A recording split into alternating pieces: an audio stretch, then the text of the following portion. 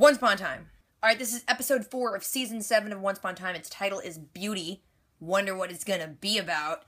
Let's do it. Storybrooke, I've missed you. Belle, you're there. I like Gideon like this. I don't want to kill him. It's Halloween and the first character you see is a giant priest. Did anyone else see that? Bet you didn't know you're in a mask too. Oh, whoa, that's deep. Girl, you should have just gotten the free sandwich out of it. Security, we have a trash situation upstairs. Oh, burn. Your lucky mother didn't exile you to Canada. Exile? You get to go to Canada, man. It's great there. I'm much more interested in how we got to Hyperion Heights, or rather, how we all got. Yeah, you know stuff, kiddo.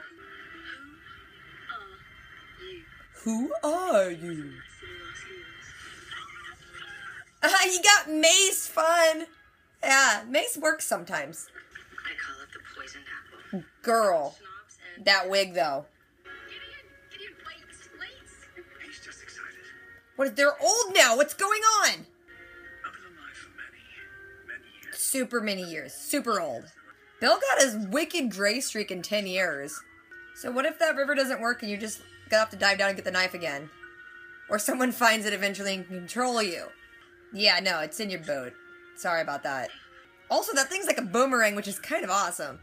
That is one ghetto Halloween costume. Apollo bar, like the things they always do.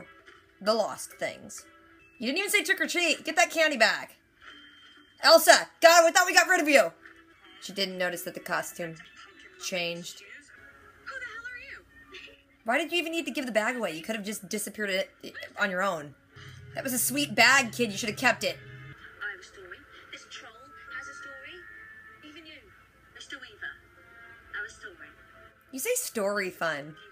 They built another troll, because that's not the real troll. Gideon, you're back. With that face I want to punch. I've been accepted into Elfame Academy. Oh gosh, that's the thing. There's academies in this weird place? Are you a wizard? He's ready. Yeah, but what if I'm not ready? It's not about you. The Incredibles! Disney. Throwing their stuff in. Running around with a guy you hope will be your baby daddy is life. It's pathetic. Burn! But this is so strange. What'd you do? My pills. Oh, you monster! Make yourself puke, girl! Tuck and roll, girl! We are on the outermost reaches of existence here. It looks normal to me. We came here to get rid of the dagger.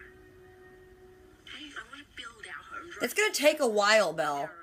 I mean, you can just use the dagger until you don't have it anymore. Where'd they get all this stuff to build this house? Does Amazon deliver out there? Is there an IKEA nearby? Oh my gosh, they're doing the song! Don't do this to me!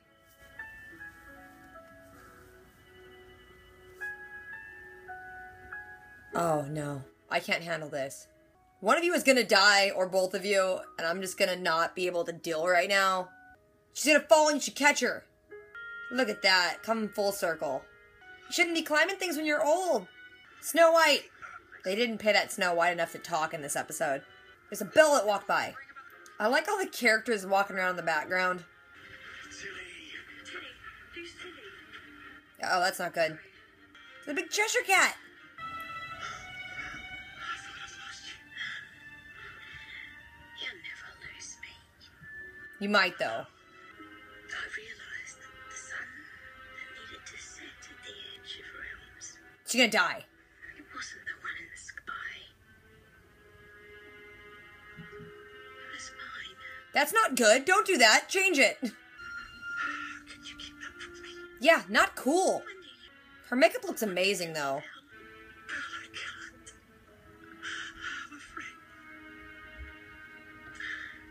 let me tell you a story. Once upon a time, Oh my gosh, don't do that! there was a beast who took a girl prisoner. Oh, don't do a clip show. That's gonna hurt my heart. Don't cry, Rumble. Don't you cry. Find your way back to me again. I just, this is too much. I'm not even like a big Rumble fan, but this is like too much. She just died. She just died.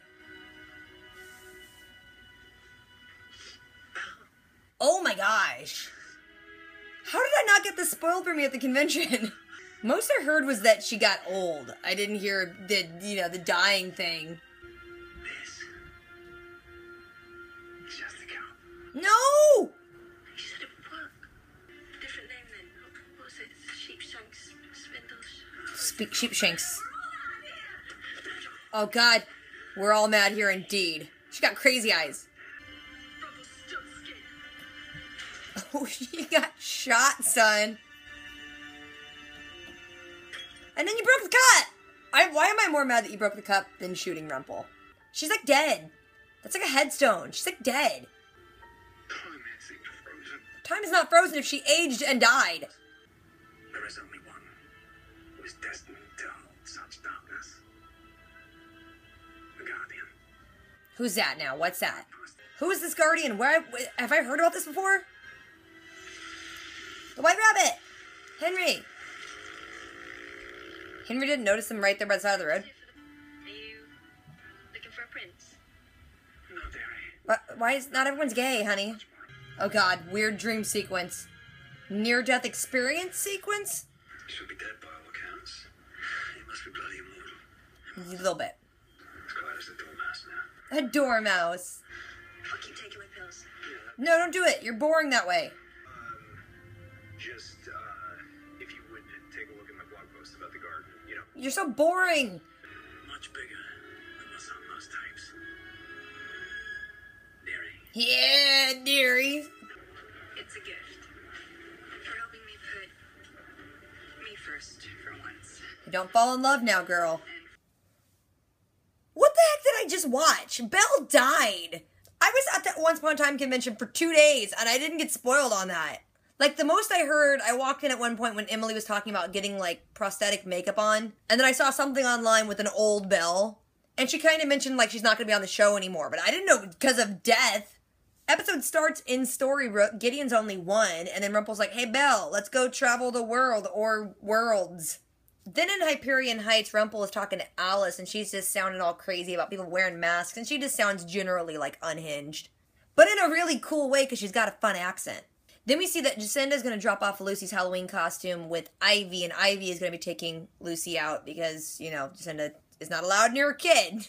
Then we see that Belfry is getting in her car, and Alice is in the back seat, full-on crazy, but she clearly knows, you know, they're not who they are in this world, and mentions pulling her mask off, but then she gets maced in the face and leaves a bag in Belfry's car. Belfry calls Rumple in and is like, hey, crazy chick was in my car. She left a bag with a card with your name on it. She also left some pills, and I called her doctor, and her doctor says that she needs those pills. First of all, doctors do not give that information over the phone, but, you know, whatever. So she tells Rumple he needs to, like, rein in Alice Tilly and make sure she takes her pills. But Rumple is like, I don't want to do that. I don't work for you like that. And she's like, well, I got you on tape doing some stuff, so, you gotta. Then we cut to Henry, and he's at the bar with Ronnie, and he's all sad because he talks about seeing the headstones of his wife and his daughter. Ronnie talks about loss, and clearly whatever story she's got built into her head, she's had loss too. She tells him he just has to go for it and ask out Jacinda. Then we go to another flashback, and Rumple and Belle are with Gideon, who's about 10 years old then. They're at some ancient bridge, and Rumple's like, you know what I've been thinking? I've been thinking about being immortal kind of sucks because I'm going to have to watch y'all die. So he thinks some magic bridge and magic water is good to just toss the dagger in and he can become mortal again, but the dagger ends up in his boot again, and they're like, okay, what we have to do is we can look for some way to break you from this dagger so you can, you know, die.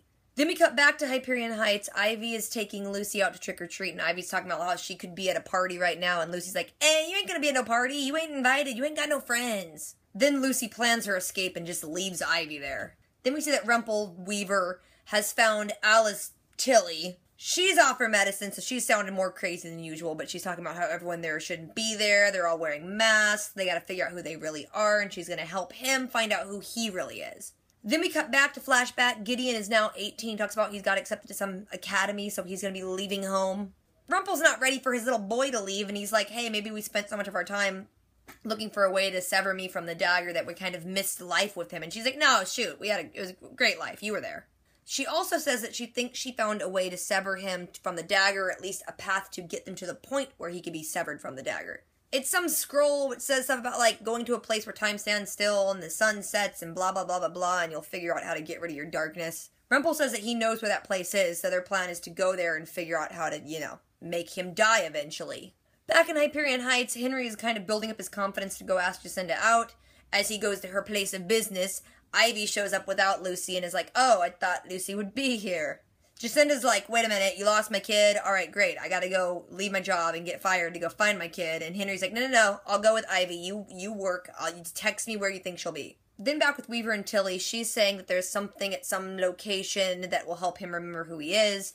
When they're driving, he gives her a sandwich, she eats it, he's crushed up her pills inside of it, and she's all mad because she's about to get all foggy. She's like, we have a little bit of time before these pills kick in, so she just jumps out of the car and they start running off together and she's gonna go show him something. Then we go back to flashback with Rumple and Belle. They go to this place that's like the edge of realms where time stands still and the sun's like, I guess, always in the sky.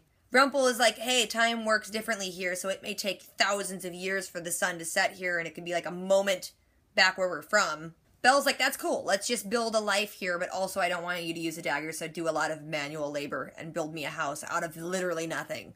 And then there's this big montage of them building a home, and she's getting older, and they're all in love and happy, and they even do the Beauty and the Beast dance. Not cool. They try to play at all of your fills right then. And then we have a similar scene where she is, like, reaching up to do something with the curtains and falls backwards, and he catches her. First of all, she's really old, Rumple. Be a gentleman. Open the curtains for her. Don't let her climb things. Anyway, when he catches her, it's not all sweet and romantic. She seems like she's dying. Then we go back to Hyperion Heights. Henry's still looking for Lucy. Ivy's just sitting on a bench. Ivy's crying, and then we get the kind of part of her story that humanizes her because she doesn't have anyone. She's all alone.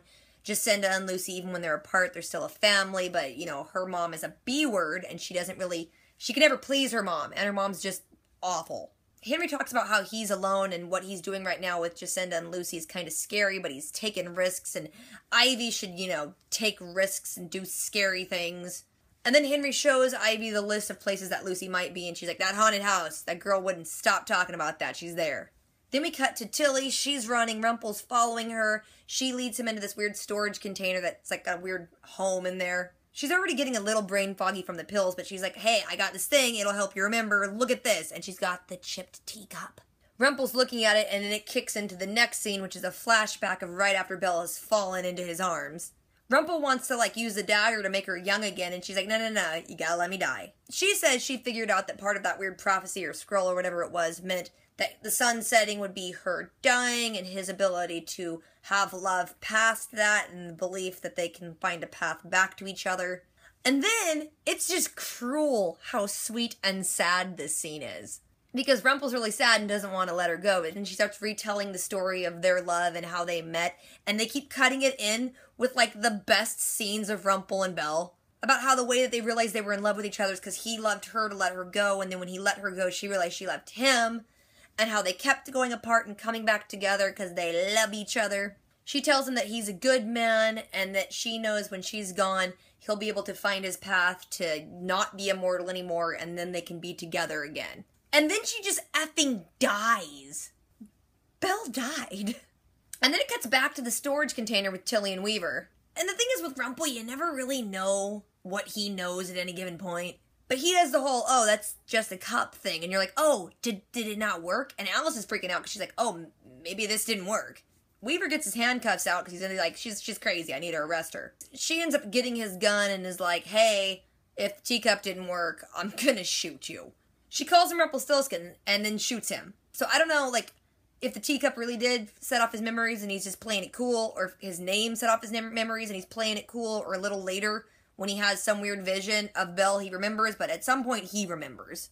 Oh, and also, Tilly drops the cup. They need to quit breaking that cup. Now here's the thing I also don't get, because it cuts to a scene of Gideon and Rumple standing over Belle's grave, and Gideon's like, hey, just give me the dagger, I can, you know, kill you a little bit and you can be with her.